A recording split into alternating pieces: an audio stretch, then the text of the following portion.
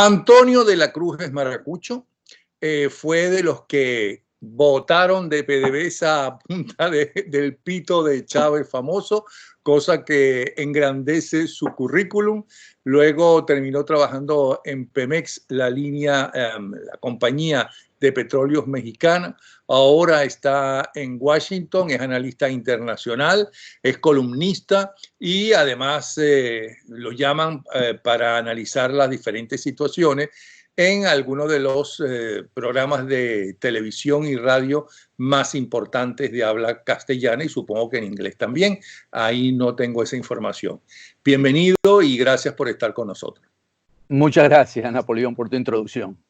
Yo quisiera analizar contigo no solamente lo que tú piensas, sino lo que escuchas de la dirigencia y de tus compañeros en los diferentes programas de opinión donde tú compartes tus experiencias sobre Venezuela y concretamente cómo ven la situación de Venezuela, si es una dictadura un poco dura, si es una narcodictadura, si es peligrosa para los países circundantes o para la región. Y lo digo por lo siguiente. Evidentemente yo era muy pequeño cuando Marcos Pérez Jiménez ejerció la presidencia de Venezuela. Era un hombre nacionalista, hizo cosas muy buenas. Hubo persecución evidentemente a los comunistas y a los adecos que estaban sembrando la inestabilidad en el país, ¿no? Y tratando de convencer a los militares de que se alzaran contra Pérez Jiménez, que al fin y al cabo terminaron alzándose. Y es por eso que Pérez Jiménez, aunque aplastó los alzamientos del 1 de enero y tenía todavía el poder el 22 y 23 de enero porque tenía el batallón Bolívar, que era donde estaba la fuerza de choque, pues se fue para no enfrentarse con los muchachos que estaban estudiando para algún día llegar a ser generales. Pero yo veo que en esa época, tanto los adecos como los comunistas sabían que se estaban enfrentando a una dictadura, sabían que esa dictadura, si los agarraba a los principales que estaban complotando contra ellos, iban a ir presos e iban a ser torturados. Por lo tanto, tenían dos opciones. Irse unos a la clandestinidad y sus jefes al exilio. Ahí estaba Rómulo Betancourt, por ejemplo. ¿Por qué esta gente no ha hecho eso y puede caminar libremente por las calles? Es más, nos alegramos y aplaudimos cuando vemos a Guaidó en la calle, en medio de un barrio o echando gasolina. Cuando yo digo, bueno, pero si puede hacer eso, quiere decir que la dictadura, la narcodictadura no lo considera peligroso. Y lo digo porque ahora están interviniendo tanto Acción Democrática como Primero Justicia, dos partidos de los cuales una parte de la oposición dicen que son cómplices y que trabajan con el régimen. ¿Cuál es tu visión y cuál es la visión de la gente, si no es la misma, con la cual has conversado este tema?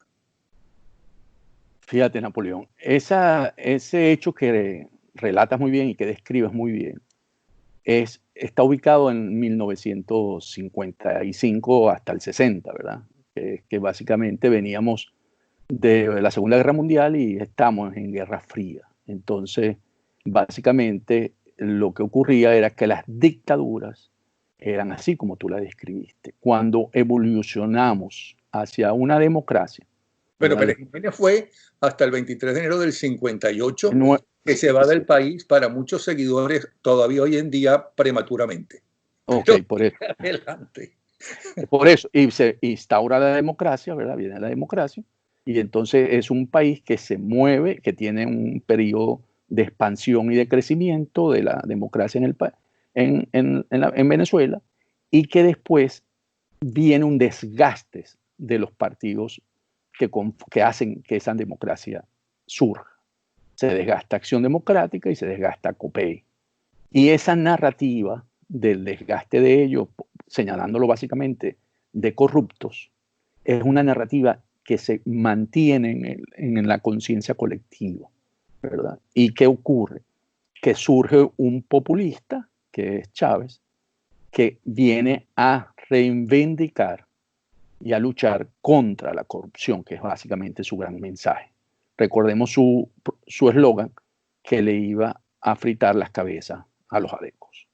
¿Okay? Entonces, ese marcado, y le decía que la plata que se habían robado en estos 40 años de democracia, él se la iba a devolver al pueblo. Entonces, era un mensaje populista y había caído ya el muro de Berlín.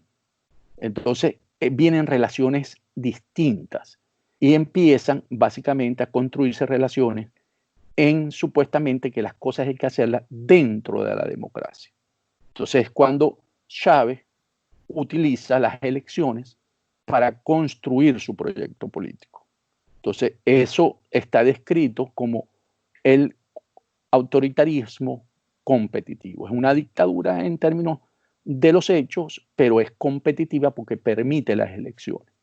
Y eso ha generado una dinámica que por eso podemos ver líderes caminando libre en la calle para poder mostrar que existe una libertad. ¿Por qué? Porque lo que... Perdón, para poder demostrar el narcorrégimen que existe una libertad, querrás decir. Sí, para poder mostrar el Estado, sí, el Estado autoritario, la dictadura, el narcorrégimen, que existe una libertad, ¿verdad? Que existe libertad, que puedes transitar la libertad. ¿Por qué? Porque la democracia es lo que supuestamente permite que los demás países no intervengan. Y la democracia la definió Chávez muy bien, elecciones, no importa cuál sea. Y por eso él se jactaba de que él había hecho más elecciones que cualquiera en el mundo, porque todo lo sometía a la aprobación de las mayorías. Entonces, ese elemento nuevo, ¿verdad? Recordemos, ha caído el muro de Berlín, permite que los nuevos dictadores empiecen a ver la manera de cómo sostenerse, porque entonces empiezan, ya la dictadura no es por la fuerza, sino por votos. O sea, se empiezan a generar las reelecciones en toda América Latina. Correa, ¿cómo se llama? Evo, en todos los países donde logran montar, en Nicaragua, ¿verdad? Montarlo el modelo, empiezan a cambiar las constituciones para convertirlas, en vez de someter a la gente con las armas, sino a través del voto. Y es como básicamente va sucediendo esta toma de los pueblos y van llevándolo a limitarles sus libertades, no de tránsito, porque la permiten, sino de poder cambiar el poder. No hay alternabilidad del poder, que es una de las cosas que tiene la democracia. La democracia también es alternancia del poder. Y en ese sentido, no se rompe, esa es la parte que se lleva el autoritarismo, pero deja, por supuesto, en la libertad de tránsito. Entonces tú puedes transitar, dejan algunos medios que pueden hablar, pero por supuesto después lo van recortando, la libertad de expresión. Y entonces entramos en un juego donde empiezan a crearse estados con estas características. Lo vemos también en Europa, ¿verdad? En Hungría, ¿verdad? Lo podemos ver ahorita está muy típico, lo vemos en Rusia, lo vemos en China, ¿verdad? Lo vemos en todos los países que hoy son básicamente con un régimen autoritario. Entonces, esa es una de las discusiones que hoy existe en Occidente. Cómo enfrentar todos estos regímenes de una manera que no te digan que son democráticas, pues no, son democráticas porque dicen que son de origen porque fueron electos, pero no son democráticos desde el punto de vista de la acción, de la ejecución, de lo que significa realmente una verdadera democracia. Ok, pero entonces, ¿cómo interpretar que los dirigentes de los principales partidos políticos, de los tradicionales partidos y de los jóvenes partidos, a excepción de Leopoldo López, que está en la embajada española, ¿no? Pues caminen libremente?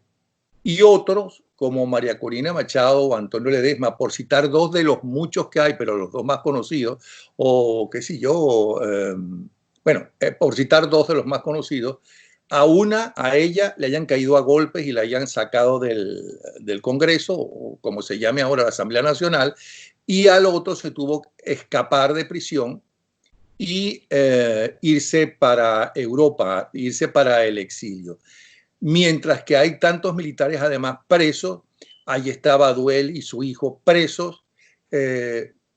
¿Cómo se interpreta todo eso? Eso se interpreta como una dictadura.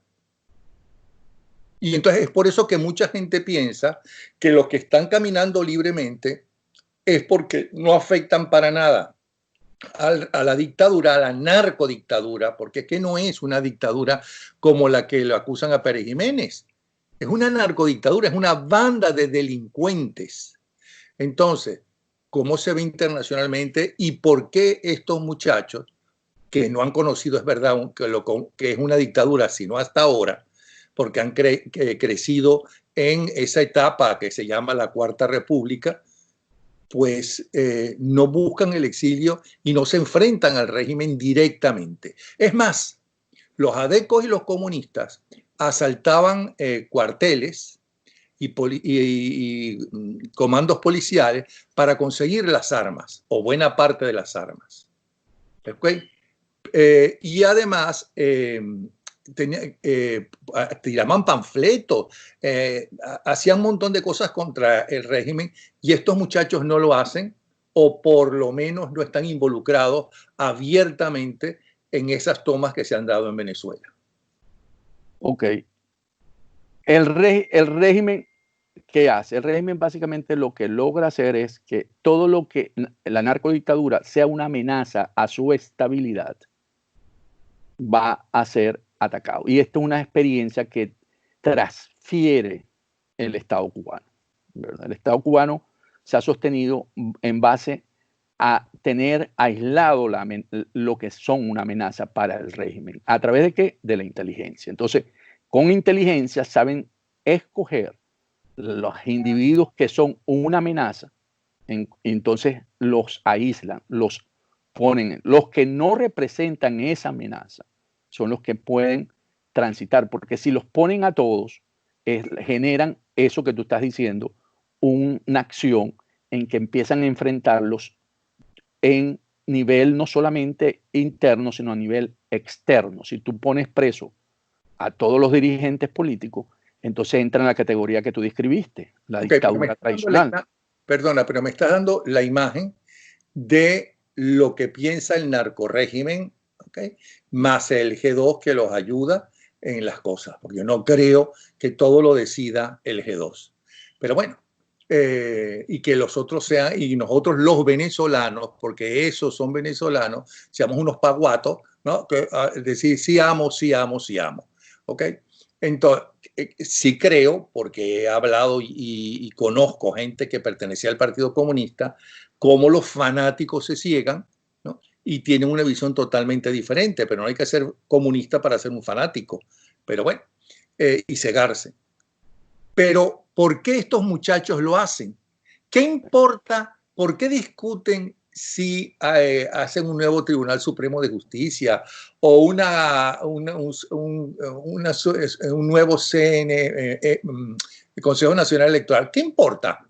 ¿Qué importa que vayan a hacer elecciones? No participes, es una dictadura. ¿O es que los adecos y los comunistas se ponían de acuerdo con Pérez Jiménez y Pedro Estrada? Bueno, entonces, vamos a ver, yo voy a postular a fulanito y tú postulas a fulanito. Y es que Rómulo Betancourt o Gustavo Machado andaban caminando por las calles de Caracas. Y no estoy comparando el narcorrégimen, porque ya hablé bien de Pérez Jiménez, ¿no? Con Marcos Pérez Jiménez. Marcos Pérez Jiménez hizo nación. Esta gente destruye nación. Explícame la visión no del régimen, sino la visión de estos muchachos. Ok. Estos muchachos, lo primero que tenemos que entender, son una generación más cercana a los millennials. Okay, entonces aquí tenemos que empezar a ver características de comportamiento distintos. Okay. Ellos, en ese sentido, perciben la realidad diferente a como lo percibían en ese momento, en los 50, los adecos y los comunistas. Había aquí una ideología en ADECOPEI, en ADI y los comunistas.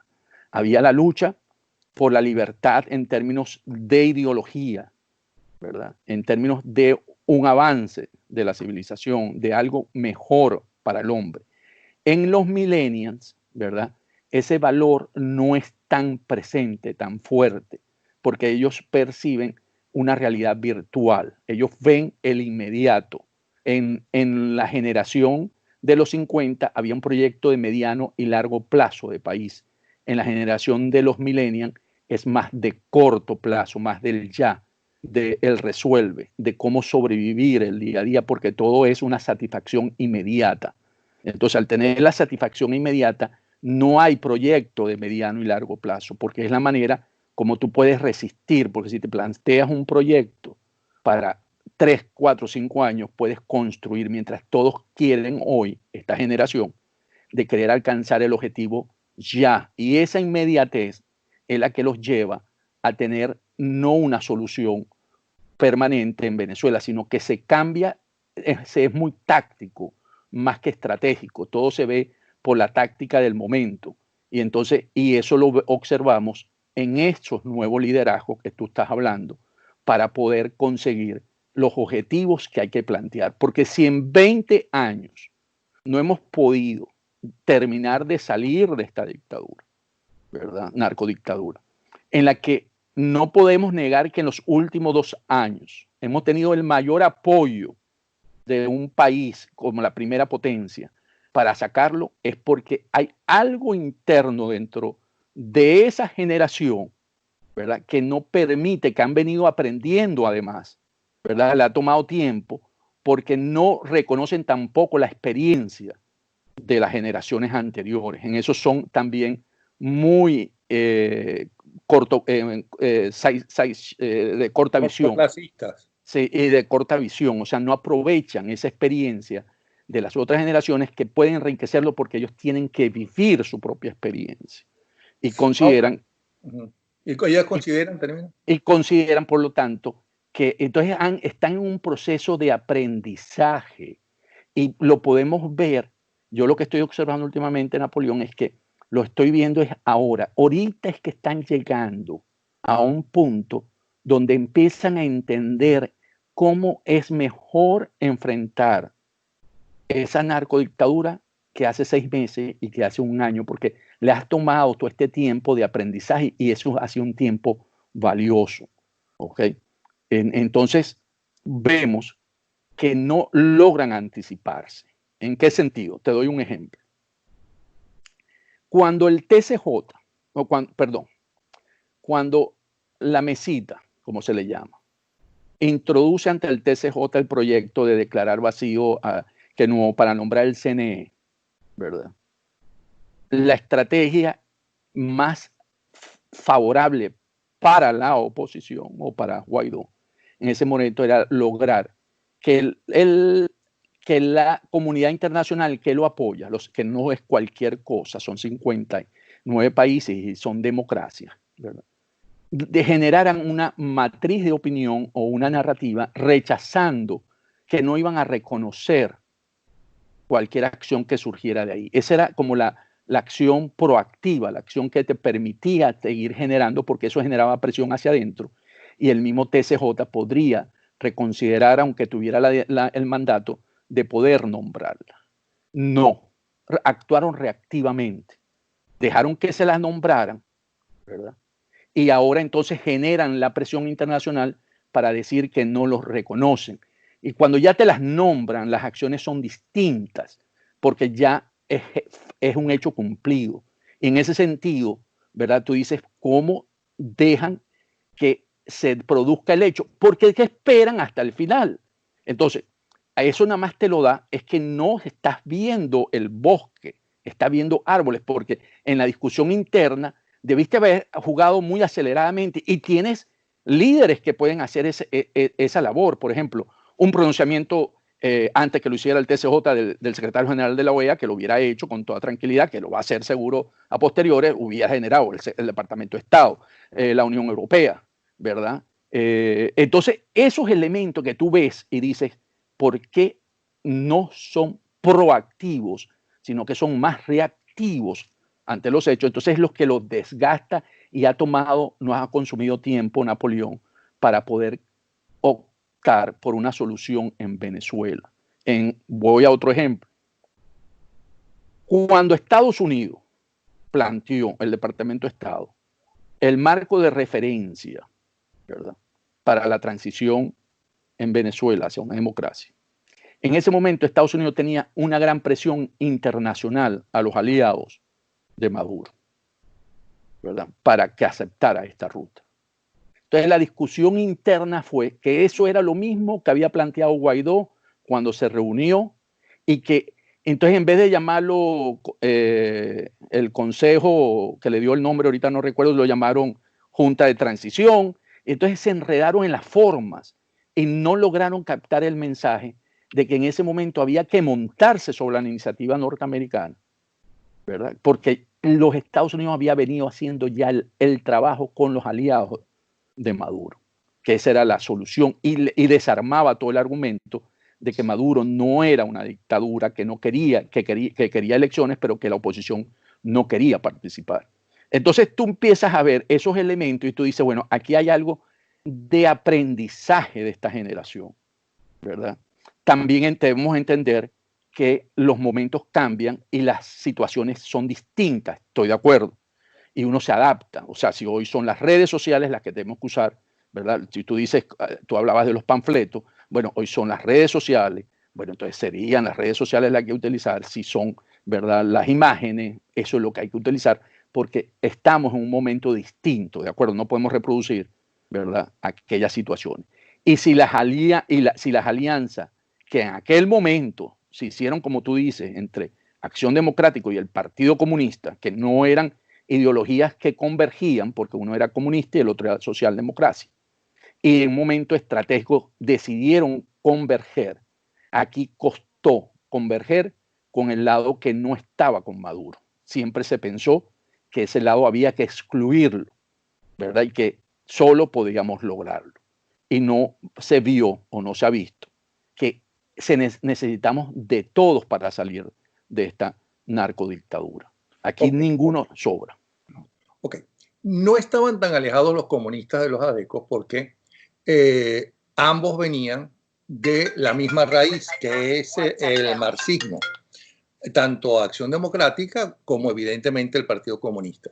Pero por lo que estás diciendo, hay una gran contradicción en lo que pueden hacer estos muchachos, ¿no?, que son los que se merecen gobernar. Basta ya de seguir castrando a diferentes generaciones para que lleguen al poder, como han hecho los partidos tradicionales. ¿Ok? Que es la inmediatez. Ellos son víctimas de su propia inmediatez, porque la gente ya se olvidó de lo que ha tenido que vivir Leopoldo López o Capriles, de los logros de tanto de Leopoldo López como de Capriles, que fue, por cierto, tan talentoso y trabajador, y lo hizo muy bien, que fue el primer presidente del Congreso, ¿no?, que trató de enfrentarse. De Chávez, el primer presidente del Congreso de Chávez. No, perdón, el más joven que llegó a ser presidente del Congreso Nacional. Okay. El más joven de todos, de toda la historia del Congreso Nacional. Eso tiene un mérito, ¿ok? Que organizó ese partido y el otro también organizó el partido. Y esa misma inmediatez hizo que la gente le pidiera que de una vez tumbara al régimen, cuando evidentemente no pudieron tumbar el régimen todavía. Los únicos que tumbaron el régimen y por 3 días fue la sociedad civil, que fue hasta Miraflores y dio su sangre, ¿no?, y el tipo se fue. Que después los militares fueron un desastre y regresaron a Chávez, y ahí está preso Baduel, y la gente no se olvida de eso, aunque no merece estar preso ni torturado, en todo caso enjuiciado si es que él violó la Constitución al regresar, al ser un hombre importante en el regreso de Chávez Frías. Y ¿cómo se llama?, el recrudecimiento entonces de la dictadura, porque de regreso Chávez se dio cuenta, bueno, a mí me pueden tumbar, y entonces empezó a mover aún más rápidamente lo que él pensaba, porque como le dijo a Urdaneta, su compadre, ¿y tú crees que por un botico yo voy a entregar o vamos a entregar el poder? Por esos boticos justamente él llega al poder, ¿ok? Eso los perjudica, y lo perjudica frente al pueblo, porque el pueblo está desesperado y quiere tumbar eso ya. O sea que esas esos planteamientos de largo plazo funcionan para el pueblo de Venezuela después de 20 años de esta narcodictadura? En este momento está cansado porque ha tomado 20 años de lucha constante, porque ha sido una lucha constante durante 20 años, y plantear que lo que viene ahora sosteniendo a algunos dirigentes de la oposición o de Guaidó, del gobierno interino, es que tengamos un proyecto de sostener y seguir en la lucha de calle y construir esa masa crítica que logre alianza con sectores militares que no estén comprometidos con la narcotiranía y poder ver si se puede sacar. Lo que pasa es que pedir ese sacrificio de 2, 3 años más, 4 años más, ¿verdad? Porque en esto habría que plantearse, porque es el trabajo de base, como lo hacían los adecos y los comunistas, de barrio, de calle, ¿verdad? Y entonces poder construir eso nuevamente sin recursos en un país que es paupérrimo, está difícil porque no hay medios para poder llegar a población en la que pueda generarse una masa crítica y poder cambiar la relación de poder. Porque en aquel momento del 2003, ¿verdad? Fue cuando sí, el 11 de abril, esa fue una clase media que venía de una democracia que, aunque tenía cosas que no le gustaba, empezaba a ver que era mejor que lo que Chávez estaba ofreciendo. Y esa clase media que tiene conciencia de clase, ¿verdad? Y es crítica, fue la que movilizó conjuntamente, ¿verdad? Con un sector de las altas fuerzas armadas que tampoco se habían formado en un país con dictadura, coincidieron en objetivos y por eso se logra el 11 de abril, como tú lo dices. Hay una clase media importante, ¿verdad? Porque no fue el pueblo en la calle, fue una gran clase media, unas fuerzas armadas que no tenían una vinculación directa con la forma de Chávez entender la política y que entregan y dan un golpe. Pero ¿qué ocurre, como tú lo señalaste? Que en ese momento el plan de mediano plazo fue de muy corto plazo, porque era que vengar y sacar a Chávez inmediatamente del poder y juzgarlo en Venezuela. Si a Chávez se le deja ir a Cuba, a lo mejor estaríamos en otras circunstancias, ¿verdad? Un poco lo que pasó con Evo Morales, porque es eso precisamente lo que ocurre en Venezuela, que al querer juzgar y la discusión que se da dentro de las Fuerzas Armadas es que Chávez había que juzgarlo y condenarlo internamente y no ver, ¿verdad?, el mediano plazo, el no quedarse con el inmediatismo, porque hemos vivido mucho de acciones inmediatas, Napoleón. No la hemos medido en términos de un tiempo más que lo inmediatamente posible.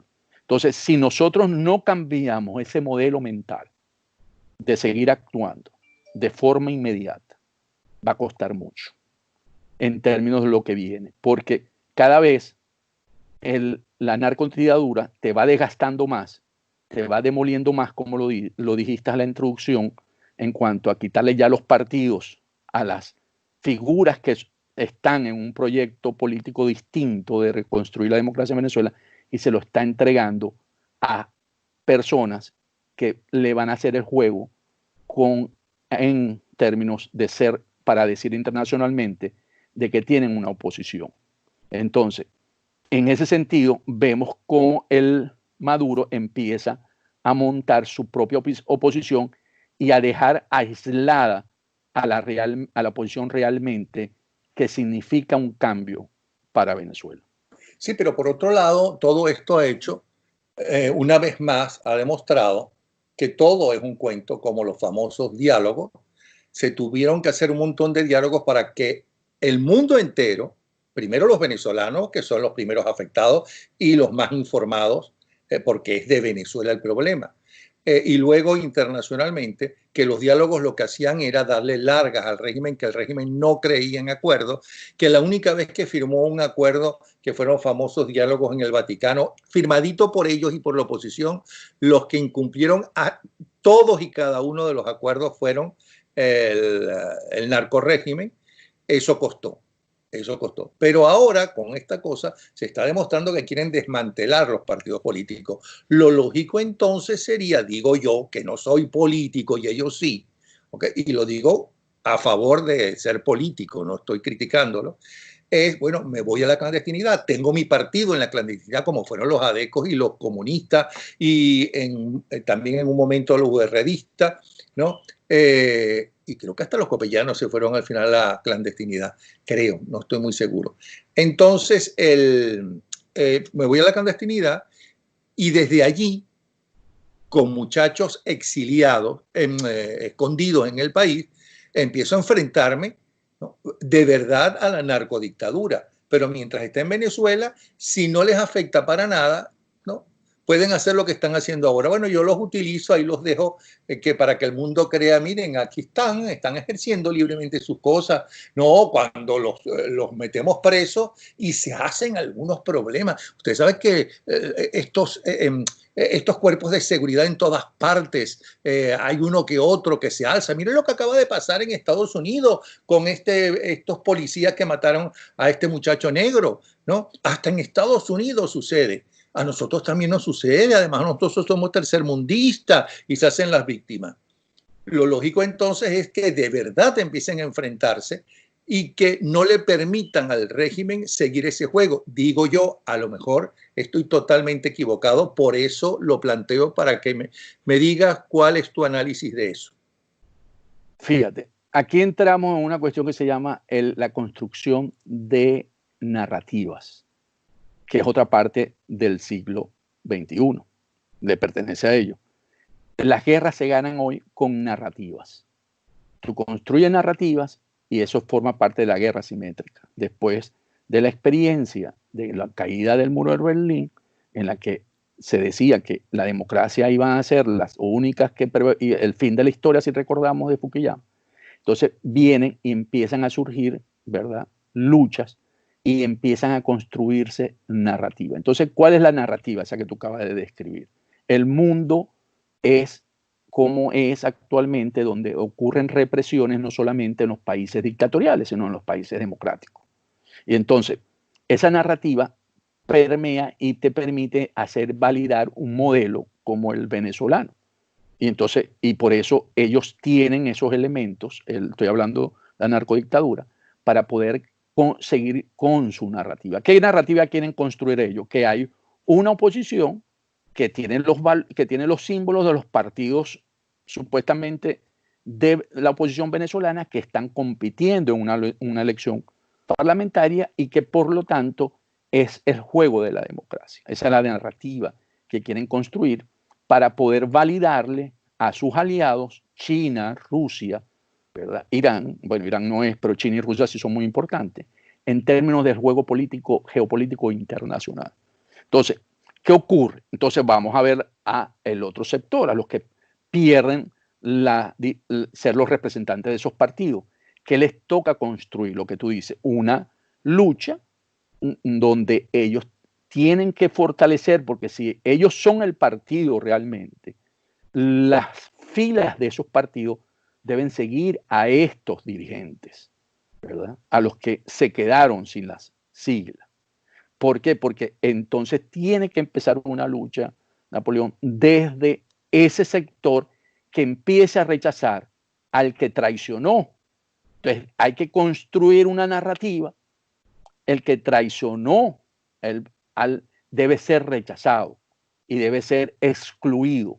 Y en ese sentido empezar a generar la presión para poder surgir y mantenerse con el partido. Porque si no, al final, ¿qué va a ocurrir? Que si no enfrentas y logras excluirlos, a la final va a haber la tendencia a irse a esos partidos que tienen la sigla, porque va a haber el voto útil.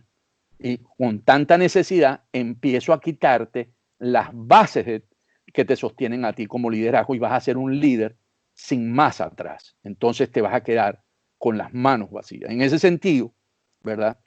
Hay que hacer, porque eso es lo que viene una lucha de pelearse por tu liderazgo natural con tus bases, porque va a haber ahora, el próximo paso es poder irse robando esas bases para poder generar la oposición que el régimen necesita. Aquí yo estoy viendo un escenario, Napoleón, que es el siguiente. Esto va a llegar a una elección definitivamente parlamentaria en algún momento, ¿verdad? Y ahí es donde va a perder todo lo que hoy apoya al proyecto de democracia en Venezuela, su legitimidad en términos internacionales, si no lo logras construir. Entonces, en ese momento, quien va a quedar con la representación en términos internacionales y locales va a ser la mesita y el régimen. Entonces, viene un proceso por parte de las fuerzas democráticas de tener que entender que viene una lucha en la que van a tener que sostener eso que tú dijiste, en la clandestinidad, y una lucha afuera. Van a tener que salir, ¿verdad? Porque como tienen 59 países que los apoyan, y construir ese gobierno en el exterior. Por eso que es tan importante que los 59 países desconozcan las elecciones parlamentarias y cualquier acto que venga de ese CNE, porque tú sigues gozando, a pesar de que no te relijas, de la legitimidad, porque ese va a ser el argumento para no participar en las elecciones y poder garantizarte. Y te va a tocar, como tú lo acabas de decir, cuando tocó en el 58, unos adentro y otros afuera. Y lo de afuera van a tener que hacer la función de un gobierno en el exterior y apoyándose con los de adentro. Porque de otra manera van a desaparecer a la dirigencia que se quede en el país, porque van a quedar sin seguidores. No van a tener que meterlos presos, Napoleón, sino que no van a tener eco sus planteamientos. Porque en un país donde vamos a una crisis cada vez más profunda de servicios y de todos los bienes, va a haber necesidades y va a haber, de alguna manera, a través de estos partidos, comprando la conciencia o el voto útil. O sea que, te entiendo, según tu punto de vista, y no sé si coincide con los otros analistas donde has conversado algunos de estos temas, los muchachos no lo han hecho tan mal, sino que los muchachos tienen una forma de pensar diferente, porque el mundo de hoy en día es diferente a los años 40, 50, 60 o 70, ¿no? Y lamentablemente esos 20 años de dictadura han sido necesarios para llegar a este punto de que internacionalmente se vea que esto es una narcodictadura, que estos muchachos están haciendo lo que pueden y luchando, y que tienen una convocatoria de masas enorme, que aunque ahora esté cansada, sí salían a la calle cada vez que ellos, y solo ellos, podían lograr. ¿Estás de acuerdo con esto que te estoy entendiendo? Sí, estoy de acuerdo contigo. Yo creo, como tú dices, es la hora del relevo generacional. Les toca a ellos asumir este liderazgo. Porque yo hablaba con uno de ellos hace poco y él me dijo, es que ustedes no hicieron nada por este país, hablando de la generación mía. Y yo le dije recientemente, porque yo estoy viendo que esto va a un momento donde no se logra alcanzar reconstituir la democracia y puede tomar tiempo. Yo le dije, los muchachos que hoy tienen 16 y 17 años te van a pasar la misma factura que tú me pasaste a mí. Ellos van a decir, ustedes no supieron manejar este país y se lo dejaron a manos a esa narcodictadura. Entonces, ellos les toca manejar este proceso, tienen que aprender más rápido de lo que han venido aprendiendo, mucho más rápido porque las exigencias son mayores, y tienen que hacer una reflexión sobre cómo incorporar el conocimiento y la experiencia de las generaciones nuestras. porque de esa manera enriquecen y saltan más rápido a lo que puede venir.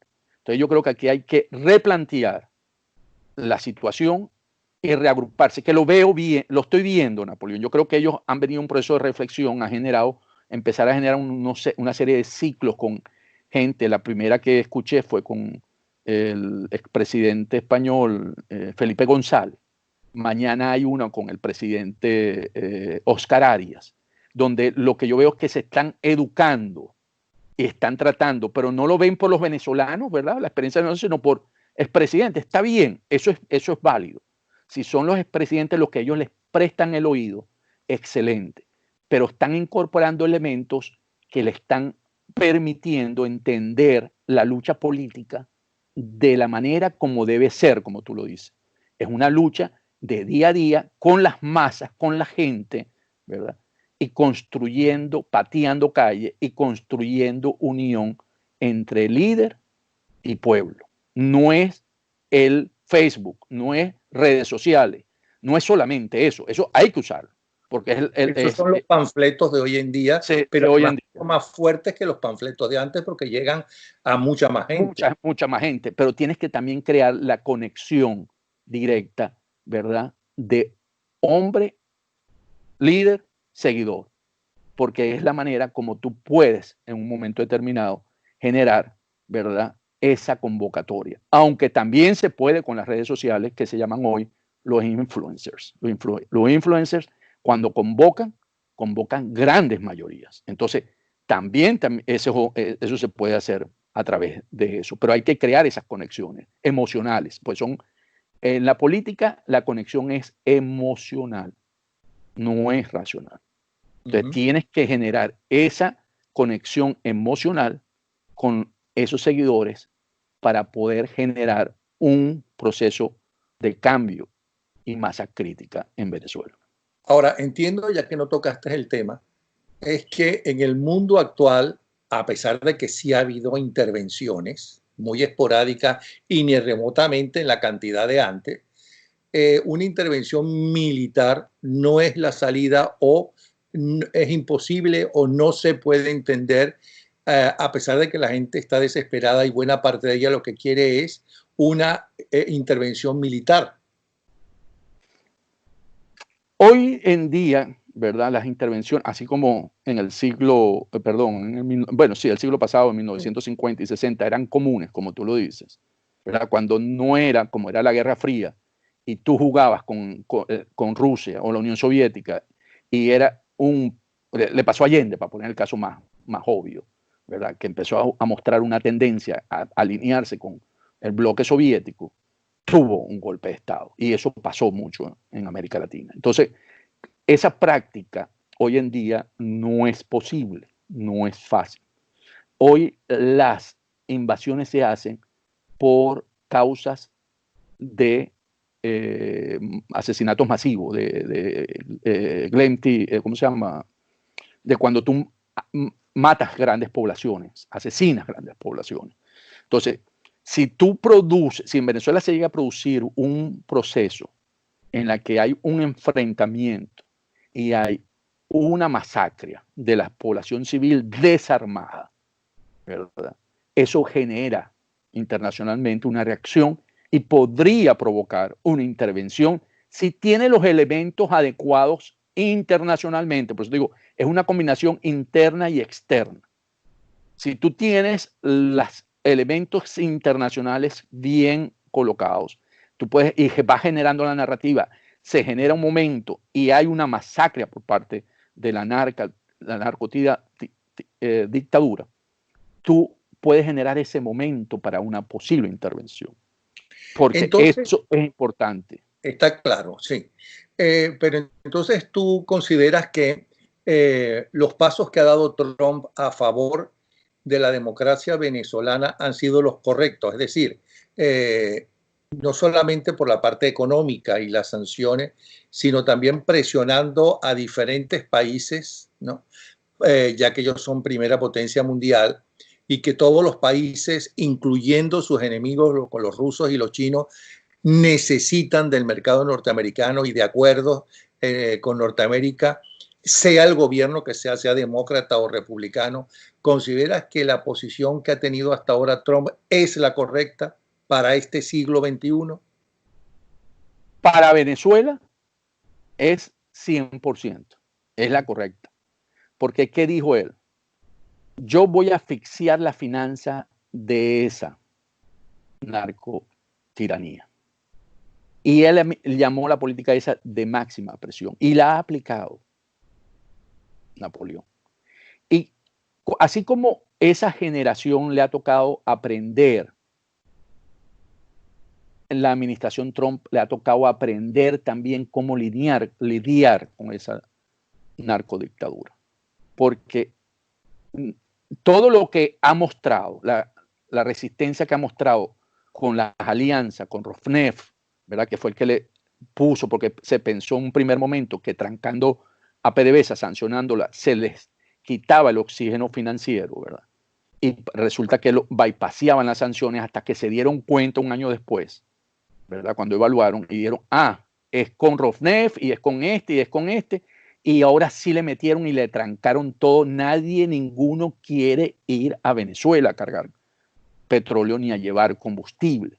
Entonces, claro, hoy el régimen, la narcodictadura está en una situación muy débil desde el punto de vista de ingresos, ¿verdad? No tiene casi ingresos. La producción ahorita está en 350.000 barriles día.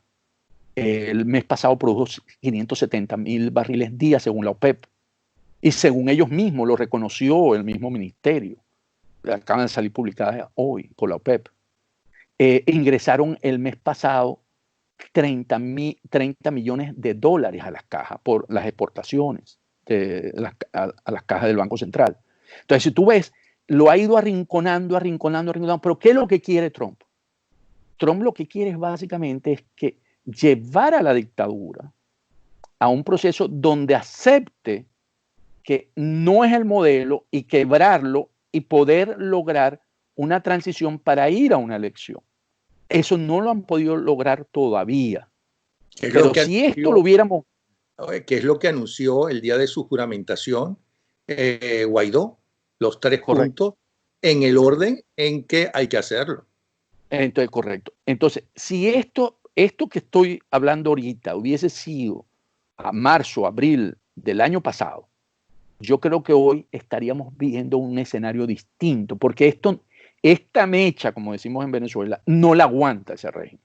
Por eso ese régimen acelera, ¿verdad? Y tiene que ir a un modelo de construir su propia oposición para poder brindársela a Rusia y a China, que no le está dando ahorita dinero, y decirle nosotros tenemos una oposición y pedir y ver si pueden, porque esa es una de las condiciones que pide Rusia, ¿verdad? Para poder tener una mejor relación en términos económicos, financieros con Venezuela.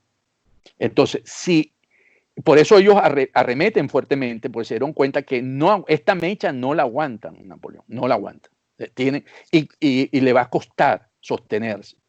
Si las fuerzas de Guaidó logran manejar este momento, que es de mayor presión también para ellos, así como Trump tiene la mayor presión puesta al régimen, en este momento la mayor presión la tiene el G4 Guaidó, y que más bien ellos se tienen que aglutinar más fuerte, con mayor unidad y unidad de propósito, para poder sostenerse, porque lo que tienen que aguantar es que ¿quién aguanta más? ¿Maduro o Guaidó y el G4? En términos de sostenerse como fuerza política. Porque dentro de ellos también hay, cuando digo ellos estoy hablando del régimen, del narcorrégimen, también hay diferencias. Porque mira, Napoleón, la captura de Alex Saab fue sapeada desde Venezuela. Eso no hay que ponerle mucha imaginación ni mucho, eso fue delatado desde Venezuela. El hombre se montó en el avión. Porque Alex Saab es un hombre que sabe que tiene una persecución y él no se iba a montar a mitad de la pista. Él se monta dentro del hangar. Y él no iba en el manifiesto anotado. Entonces, eso te indica que dentro de la estructura del régimen, del narco-régimen, también hay factores que no juegan alineados 100%. Y en una encuesta que no son científicas, y tú sabes que eso no es científico por el lado de WhatsApp, yo quise hacer, porque yo vengo con esta tesis y tengo información de que sí, ¿verdad? Fue sapeado, ¿verdad?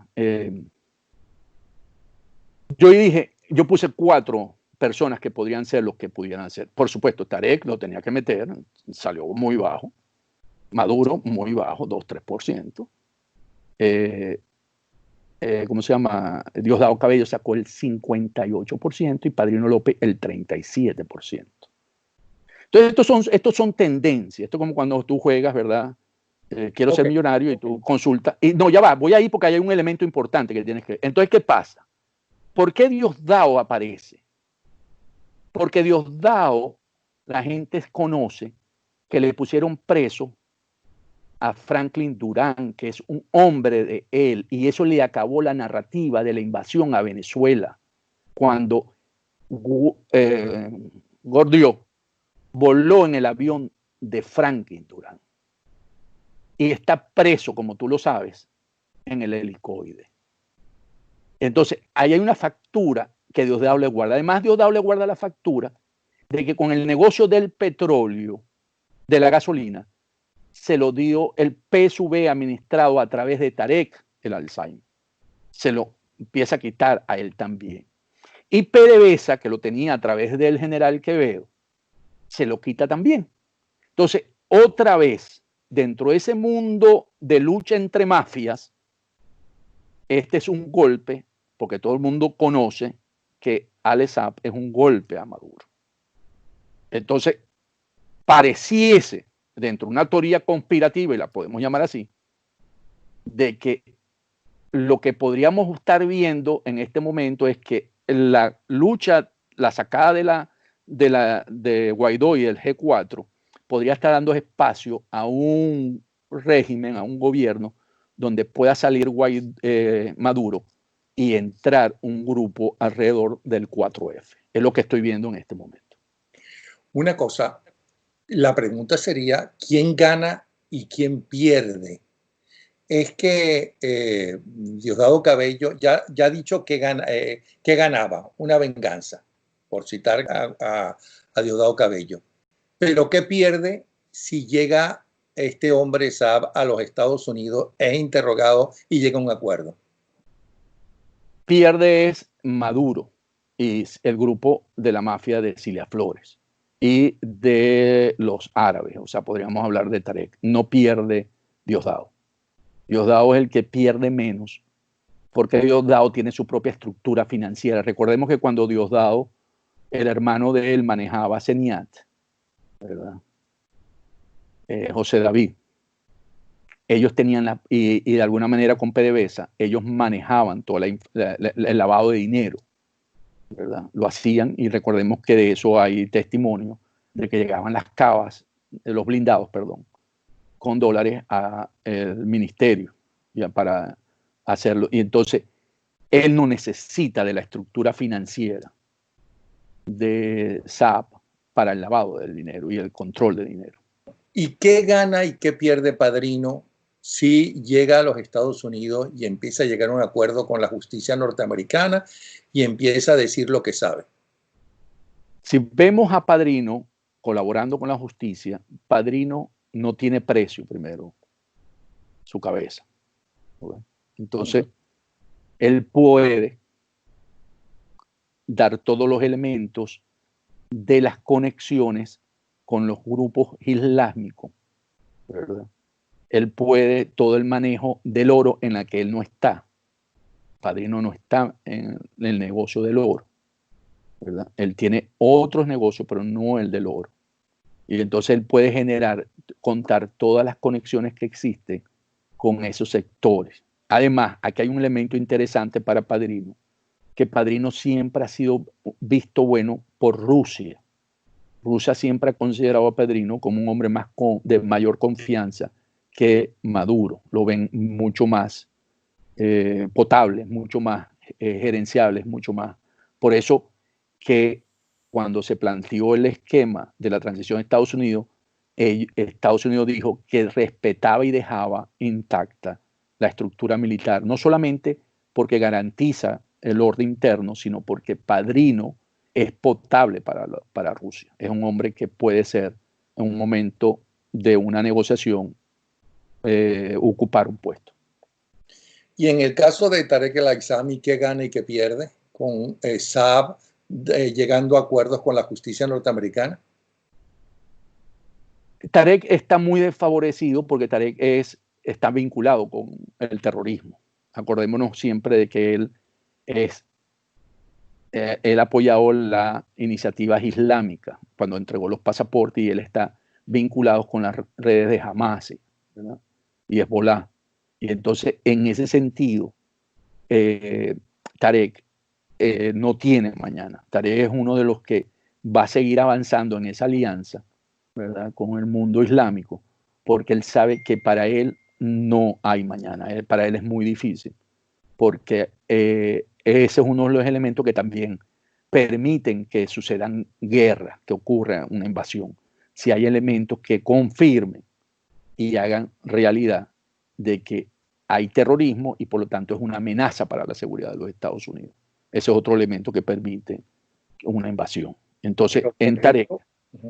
pero el Mossad sabe desde que, por ejemplo, los terroristas enemigos de Israel están en Venezuela y concretamente, sobre todo en Margarita, sobre todo, no estoy diciendo que no esté en otro sitio, desde 1996 o 97. Sí lo sabe y los tienen monitoreados, pero no son amenazas. Acuérdate que hay que convertirlo en una amenaza para el Estado de Israel o para el Estado o para los Estados Unidos.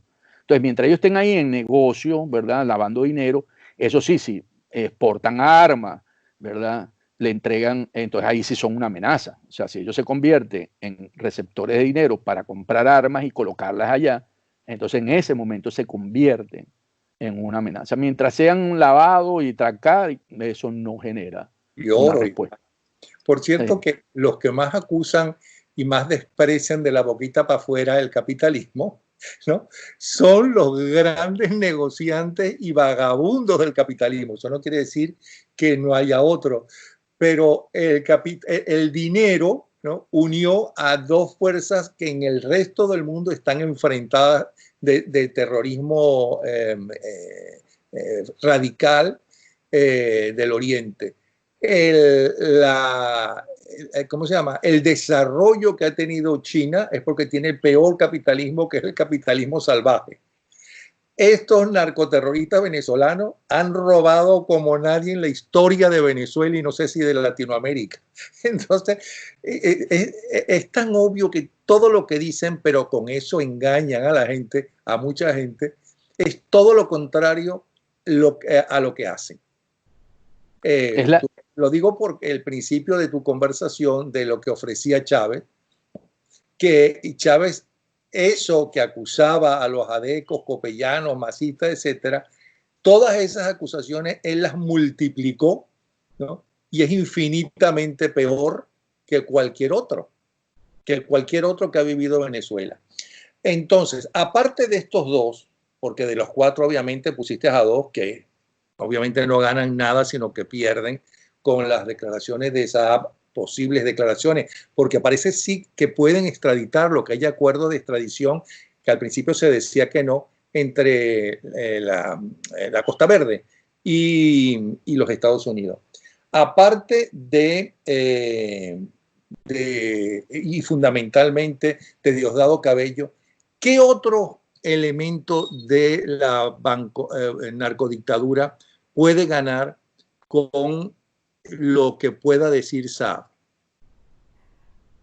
Que pueda ganar, o sea, sí, en términos... Que le convenga esto. Que él negocie con sí. los Estados Unidos. Siempre se ha dicho que el presidente del Tribunal Supremo, ¿verdad?, de Justicia, es uno que ha estado coqueteando, ¿verdad?, en ese sentido. Porque él también es un hombre que ha hecho... Aquí le favorece a aquellos que han hecho fortuna que no se la haya lavado Saab.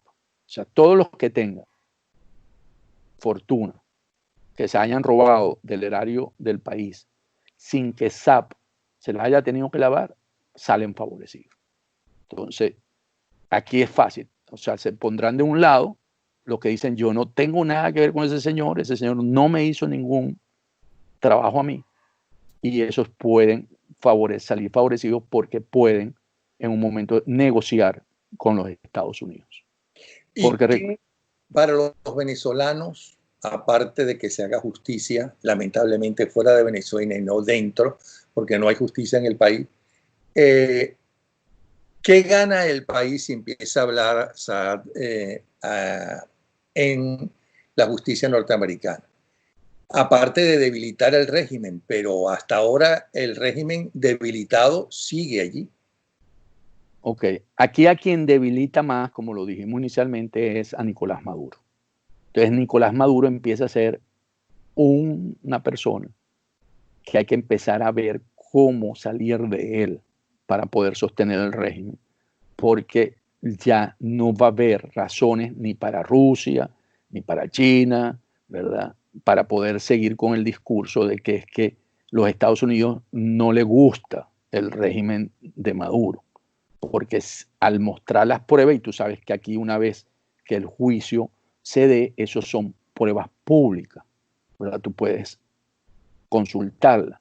Entonces, tú no vas a poder seguir sosteniendo a Maduro. Entonces, por eso yo vengo sosteniendo de que aquí lo que se puede dar es una toma del poder por parte de los elementos del 4F, porque recordemos que hay divisiones 4F y la línea cubana. Y Cuba tiene que empezar a evaluar quién puede sustituir a Maduro dentro de las filas que ellos formaron. Entonces, aquí se arma otro juego, porque Cuba sí le va a costar soltar a Venezuela, porque necesita el dinero y el petróleo de Venezuela para que no se le genere una crisis interna, peor que cuando la caída del muro de Berlín, el segundo periodo especial. Pero parece que se espera una crisis mayor que después de la caída del muro de Berlín. Lo que fue el periodo especial que ellos tuvieron, que fue muy fuerte. Pero lo están evaluando más por efecto del coronavirus, ¿verdad? A nivel internacional, y porque la presión es tan fuerte, Napoleón, como te dije, a que no hay cómo meterle recursos a Venezuela y salir petróleo. Entonces cada vez ellos ven que ese servicio o eso que se roban de Venezuela, pues eso se lo roban de Venezuela, cada vez va mermando y que no tienen cómo sustituirlo. Porque si bien es cierto, López Obrador salió diciendo que es que Maduro no le ha pedido a él combustible para llevarlo por razones humanitarias, recordemos que Díaz-Canel apenas hubo el año pasado la amenaza de que se iba a quedar sin petróleo, voló a hablar con López Obrador para ver si le podía hacer sustituirlo y le dijo prácticamente te lo vendo. Y aquí López Obrador sabe que no tiene capacidad para venderlo. ¿Por qué? Porque ellos son deficitarios en combustible. Ellos consumen, ellos tienen que importar el 75% de lo que consumen, Napoleón. Y él, que está bailando pero súper pegado con Trump, él no le va a violentar las sanciones que tiene, ¿verdad? Trump hacia Venezuela por ayudar a Maduro. Esto fue porque sabe perfectamente que enfrentarse a Trump, ¿no?, es la caída de él, porque esa es la frontera con Estados Unidos. Pero le tranca las importaciones y se cayó, como dices tú. Sí. No, lo que pasa es que Trump, que no es ningún bobo, sabe perfectamente de la hipocresía de la política mexicana. Y soy de los que digo, ¿no?, que no se fíen mucho en que no, los mexicanos, México no es Venezuela, como nosotros decíamos, no, Venezuela no es Cuba. Totalmente de acuerdo contigo, se lo he dicho a mis amigos mexicanos, que pongan las barbas en remojo porque estos regímenes funcionan así. Y supongo que a tus amigos españoles le dirá lo mismo, ¿no? Con Pedro Sánchez y compañía. También así es, porque realmente, bueno, el proyecto político de ellos consiste en eso, montarse en el poder por una vía de elección e ir cambiando desde dentro del poder, ir implosionando las instituciones democráticas. Bueno, Antonio, bien interesante esta conversación. Deberíamos tener una por lo menos una vez cada mes, ¿no? Como usted desee. Okay. Entonces, De acuerdo muchísimas gracias. de acuerdo con un gran placer, Napoleón. Hasta luego. Antonio de la Cruz, columnista, analista, en fin. Gracias, Antonio.